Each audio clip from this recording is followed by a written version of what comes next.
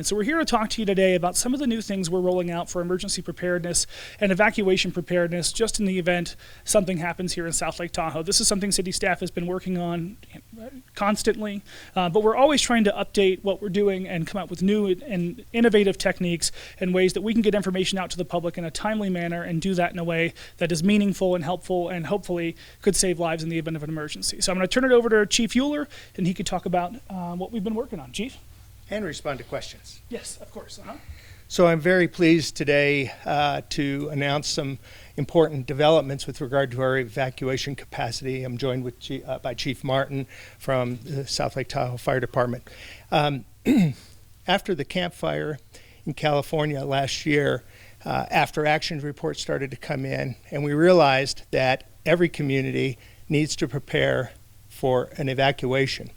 Unfortunately, in that event, about half of the people who lost their lives in that event lost their lives while they were in a vehicle trying to leave. So we have actually improved our evacuation capacity by unveiling today an interactive map to prepare our community better so they understand which ways to go out of their particular neighborhoods and leave our city. In addition to that, we've established communications with some of the private businesses in and around Lake Tahoe. And by that I mean boat operators and marina operators. They are partnering with us in order to expand our capacity because our roadways will be overwhelmed by evacuees. We know that.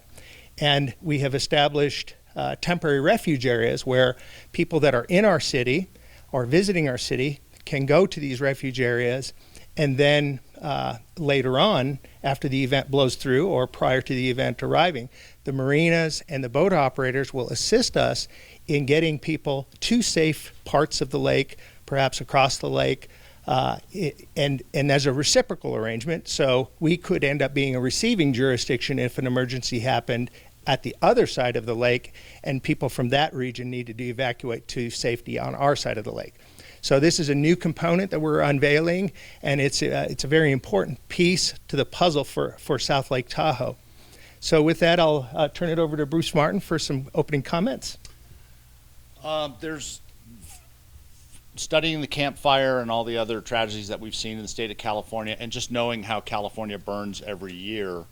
It's important for our citizens and visitors to realize that there's no one perfect answer. Nonetheless, we've done our best to try to put a palette of options together for our residents and visitors. It's important for folks to be aware of what the weather is when they're up here, of what their options are. It's important for them and their families to think ahead a little bit, take a look at the interactive map that's been developed. They can click on some links and get to some to-do checklists, very simple things like preparing a go kit and understanding what your primary and secondary routes out may be and where your nearby temporary refuge areas could be. So we'll take questions, guys. What is the tourist population? Obviously, the population of the city is something over 20,000, but what's the tourist population on any given day during the summer? Well, we have a hard time pinning that down precisely, but I've heard on the South Shore that we have as many as 100,000 visitors on a busy holiday weekend. So when you add our population that exists, residential population, with the tourist population, our roads will quickly become overwhelmed. And doesn't that present a problem in terms of getting the information out? 'Cause people come into the basin expecting a good time. Right. I don't know if everyone is going to look at Right. Well, actually, we have in the works a process to establish a wireless emergency alert system controlled by the city of South Lake Tahoe. So during events that happen in and around the city of South Lake Tahoe, we can grab phones using the wireless emergency alert system. So that system that's been developed several years ago provides for a jurisdiction that is encountering an emergency to grab phones, even if it's visitors and people who haven't signed up for alerts or who are just visiting, and receive instructions from their phones. Now, are there any contingencies, for instance, in Paradise, cell towers were burned down? What happens? What's the next step to notify visitors that they do, in fact, need to evacuate, shelter in place, or perhaps tow the boats if those towers are down? Right. The emergency evacuation planning materials that we're preparing, we plan to share with local accommodation businesses, whether it's hotels or vacation home rental businesses. These materials are also being provided or will be provided through, we're planning to put an insert in the newspaper and provide other information to our resident population. So in the event the cell towers are not functioning to the capacity they need to, they will have the information that they need. How do these new tools take into account different demographics, such as different languages, maybe disabled population and elderly population? We're talking about interactive maps and stuff. How does that take into account these different demographics? Well, we are preparing for Spanish versions of the evacuation materials. That is underway to accompany the materials that we will produce in the next few weeks. But I'd also like to mention that as far as preparing the population of people, our plan includes using our STAT volunteers who work with the fire department to go door to door and prepare the neighborhoods. And that's a responsibility for Bruce or for Chief Martin to address. So, Bruce, do you want to talk a little bit about a STAT program? Or? Yeah, the STAT program, South Tahoe Action Team, that's our local version of what you may have heard of as a CERT team, Community Emergency Response Team. So it's citizens that have got a little extra training on emergency response. They're neighborhood based. And yeah, it's still a work in progress, but we're going to use them to help market these efforts towards their neighborhoods. Taking a look at that prototype of that interactive map, you narrow it down to the neighborhoods and which paths out of the neighborhood, but eventually, in a big enough situation, they're all going to funnel onto Highway 50 or some of the other, the few other highways. Is that going to be an issue in terms of the congestion? Well, absolutely, and that's why we have provided information about seeking alternatives to vehicle evacuations. Prior to this, our community relied exclusively on vehicles to evacuate. Now we have established identified temporary refuge areas for people to get to that are throughout our town. And then coupled with that is to expand our capacity to evacuate people via the boats. Can you make changes to those maps on the fly? If a fire is on one end of Highway 50, can you change the arrows or We don't have we didn't have plans for changing any kind of a dynamic mapping system to instruct our population in that way, but that's a good idea. Thank you. Chief Martin, Yeah. it's about a year ago, you and I were driving through Tahoe, looking at some of the things that have been done in recent months to prevent fires, to get rid of some of the underbrush, to get rid of some of the trees. Still, with all the work that's been done in this area, how serious is the threat of a major wildfire to you, and how serious is the concern? The concern is very serious. The threat is always, oh, sure. The concern is very serious. The threat is always situational. What it takes in a wildland fire, you have to pay attention to fuel, weather, and topography. So we can't change the topography, the lay of the land. The weather we pay attention to, and we have things like red flag warnings we get from the National Weather Service that we staff up extra responders for, as do our neighbor departments. And then fuel modification is what you're alluding to. The basin, since the Angora fire, a couple years before the Angora fire in 2007, the Lake Tahoe Basin agencies have worked collectively to try to do vegetation management and reduce this unnatural fuel load. That's never going to stop. So we continue to perform those activities year by year.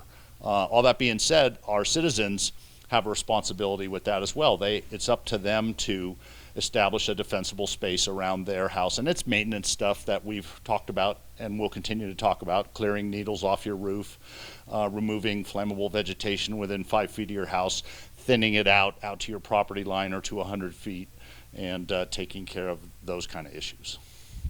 See growing concerns in recent years then that led you all to create a map such as what's being put forward today? Well, clearly, both the fires in Paradise and Santa Rosa gave us pause and gave officials throughout the state of California pause to take a critical look at what our evacuation efforts include. Circling back to the one question a little earlier with regard to a traditional method for a larger area to be evacuated is to take the people that are in most threatened areas, evacuate them first, and gradually move that. The campfire and the fire in Santa Rosa both demonstrated to us that there's a new paradigm, and our community has to adjust to that new paradigm and be prepared to handle that. I have a question. So since South Lake Tahoe is surrounded by El Dorado County and Douglas County, other entities, how close are you working with them to make your plan work with their plans? We have communicated everything that we are doing with all of the regional assets or the regional jurisdictions. The idea is to link our plans with all the other regional kinds of plans. We were working also with the Transportation District in South Lake Tahoe, who are quite involved with many of the different jurisdictions on collaboration as it relates to evacuation efforts because they have a transportation focus.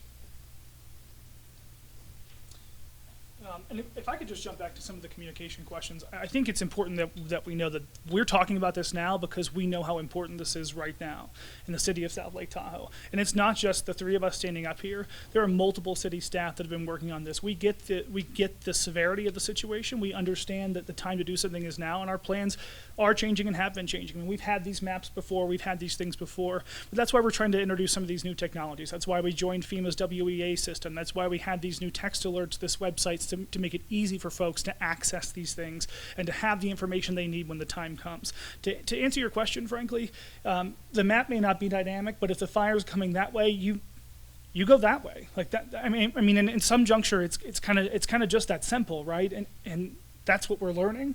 And so we're trying to give people the best information possible for any situation, but emergencies are emergencies, and they happen in the blink of an eye. And so you have to be prepared for that too.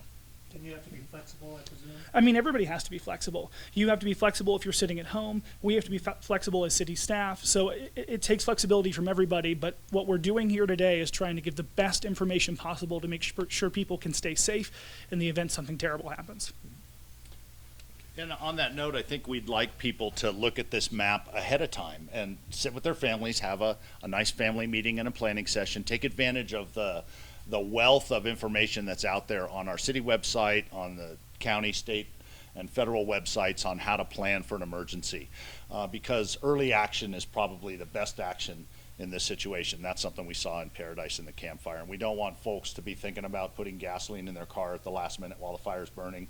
We don't want folks to try to figure out where their family is or what valuables they may or may not want to take from their homes. It deserves attention now before the heat of the moment occurs.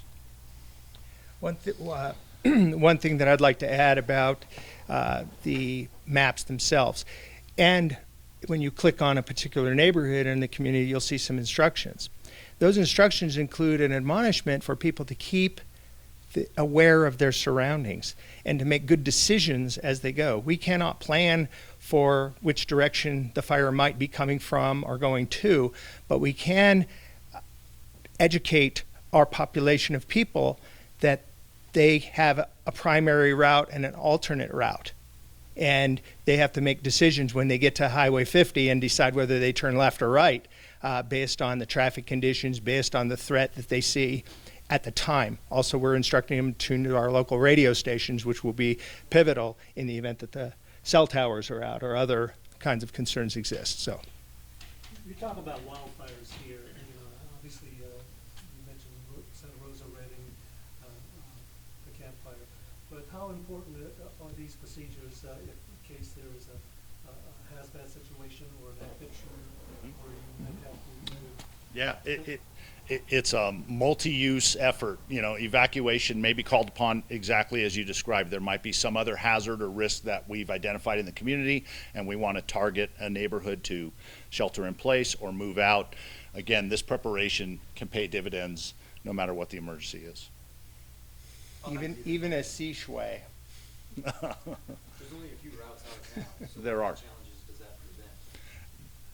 That on the busiest weekends in the summertime, the roads will be over capacity, that there will be a slowdown, if not a traffic jam on the way out. Thus, we have the alternatives that Chief Euler talked about, waterborne transportation, and we have temporary refuge areas, so that if we get to a point where Highway 50, Highway 89 is blocked or just by being saturated with traffic, people have alternatives. So our best advice to folks is to, again, pay attention, leave early if advised to think about leaving, and if not, know where your temporary refuge areas are. And how valuable is that for water evacuation?